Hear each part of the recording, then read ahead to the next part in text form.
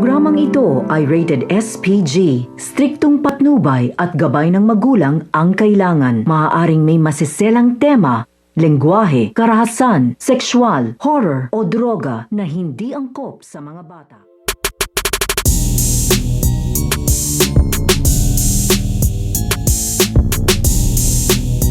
Ang paghaharap nito nga ni Ramona at ito nga si Presidente Oscar. Dahil ito nga si Ramona ay nalaman nga niya dito na ito nga si Presidente Oscar at ang Talcos Aguila ay dito nga daw naninirahan sa kabilang bayan, ay agad-agad nga niya itong pupuntahan upang ipaalam nga dito nga kala Presidente Oscar at dito nga sa Talcos Aguila na ito nga si Cardo Dalisay ay nandito nga daw sa kanyang poder at wag na nga daw silang mag-alala dahil nagpapagaling na nga ito. At sa pagpunta nga nito nga ni Ramona ay makakausap naman dito kaagad ito nga si Presidente Oscar at ito nga Talcos Aguila at sasabihin kaagad dito nito nga ni Ramona na ito nga daw si Cardo ay ligtas na nga daw ito at nasa kanyang poder at nagpapagaling na nga lang ito. Kaya nagkatinginan nga dito ito nga si Presidente Oscar at ang mga Talcos Aguila at masayang masaya nga sila sa magandang balita na sinasabi nito nga si Ramona.